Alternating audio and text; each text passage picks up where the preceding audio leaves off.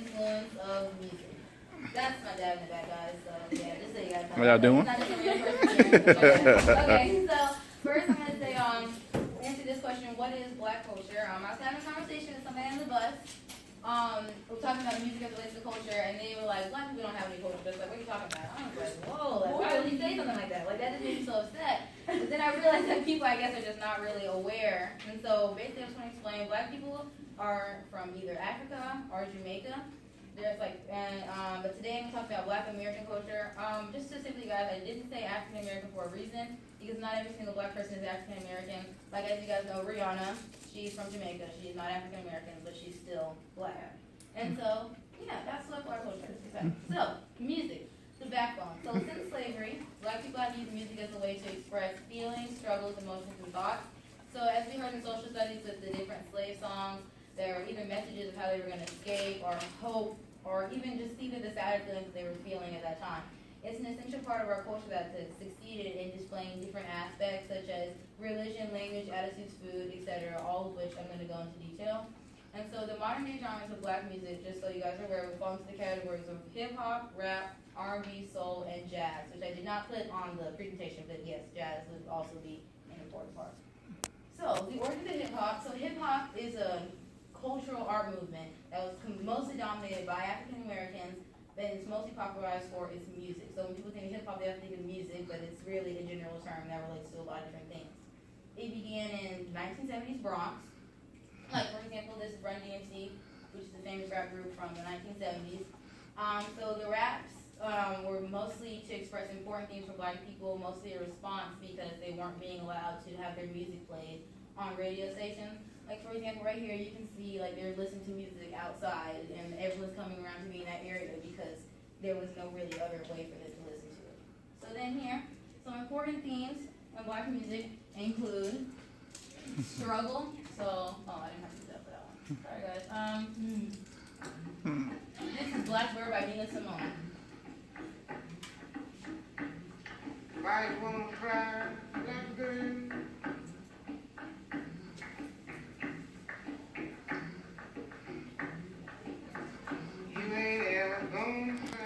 Okay, so what she's saying, even though she says Blackbird in the song, what she's really saying is black girl. Because sometimes in the media it makes it seem as though black women cannot excel at all in life. And so that song was kind of just expressing the way that she felt. Like, why do you want to fly black girl? Because, like, nothing's going to work out for you. But there are more positive songs. So, like, there's this one by James Brown. There's another theme that would fall into the excellence category.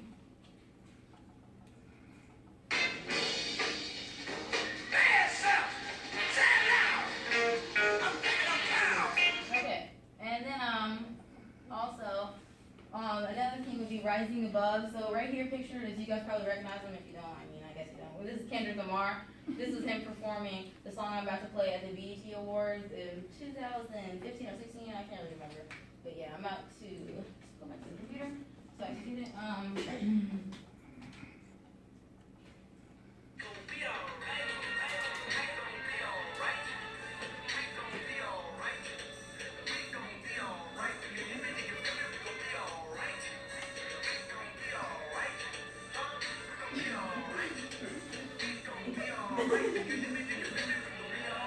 Okay, so even though people do use that song for other reasons, what the real meaning of that song was about black people. So like in the first verse, he talks about different struggles that black people face, such as he mentioned like poverty or like police brutality and things like that. But then when he goes into the chorus, he says, "We gonna be alright." It's like as a way of saying that we're rising above those kind of issues. Okay, yeah, give me 1 second. I'm sorry. Always forget, I can't do that. Okay, so then, so music and music in our speech, the grammar in which black people often speak is usually criticized because they say our grammar is like all jacked up, it's incorrect. But what this is a dialect, which is called AAVE, African American Vernacular English, which technically counts as a language as it's a dialect because it has its own set of grammar and things like that.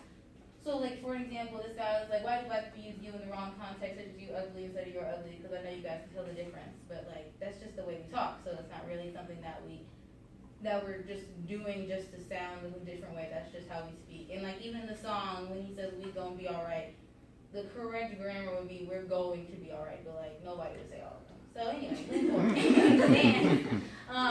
So also another important part, dance was also related back to music. So many black dancers today, whether we are aware of it or not, take inspiration from like our African roots and culture. So just pause for a second, talk about like African things. So that's why today, this is all West African things I'm wearing. This is a dashiki, which black women often wear. These will be called shaka zulas. This is a band, just it doesn't have a special name, just a band. And then this is, oh, where's the top? Okay, sorry guys, one second. I gotta find the top of this outfit. This is a muumuu, which is a West African dress. And then so also many black dances become like popularized in the media or they even criticized. But it's important to remember the cultural ties of different black dances and why it's like important and how it ties back into music and stuff. So also for religions, the two common religions for black people would either be Christianity or Islam. So two famous black Christians would be Denzel Washington or Angela Bassett. That's Angela Bassett over there. And then Islam would be Malcolm X or Mahershala Ali. And both religions are referencing black music. So I'm gonna play a clip from Jungle by Drake for the Christian one.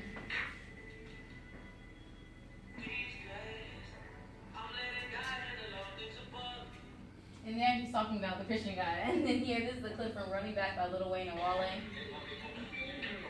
That one's not clear, but what he says is they only hope is me in the Quran, and the Quran is the name of the Islam holy book, the Islamic holy book, and so, yeah, that's what he's referencing in that.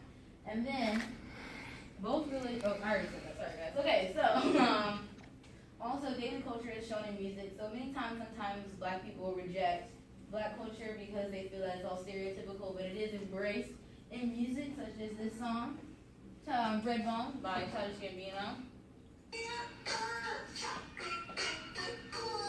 What he says there is peanut butter chocolate cakes with Kool-Aid, by the way, if you guys can hear that. So, that's like, it's a stereotype that black people drink a lot of Kool-Aid, but you know, like, some of it is partially like correct, so that's why we do embrace in our songs. And then also, it's addressed in part of black culture and music would be hair.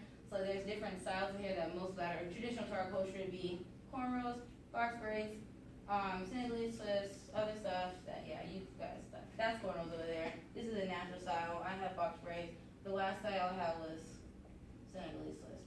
But yeah, this is a song by, this is a song by Solange. If you guys know who that is, it's Beyonce's sister. Sorry guys, you got it wrong.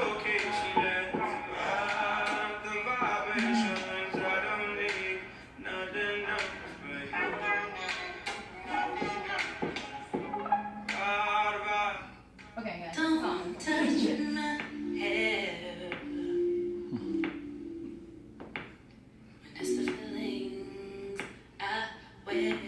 Alright, so in this song, she says, like, don't touch my hair, because it's talking about the importance of hair in black women. Obviously, black women don't wear that many beads in their hair all the time, but like when like little black girls and stuff, they have all kinds of beads in their hair. Like when they wear like straight down cornrows, they have beads that cover from here to down here. Or like you have like the twisted styles of beads up here, down here. And so it's just kind of something that's like a part of what we wear in our like hairstyles and stuff.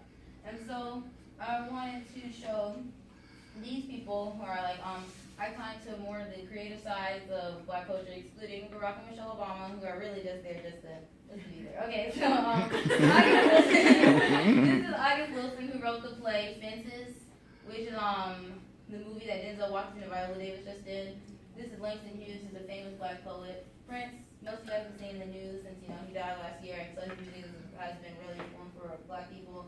Maya Angelou, famous black poet. Ava DuVernay, who has the biggest budget that a black woman has ever had making a movie. And did I explain to you guys the meaning of the flag in the beginning? Okay, let me try. Sorry. So this is the Pan-African flag, which refers to all people who have African descent. So this would mostly be used by African Americans or even people in Africa if they want to use this flag. So basically, yeah, that's what that refers to. That's why I use that flag specifically, because that's the category that I would relate to the most, because I am African American. But yeah, guys, that's my presentation. So.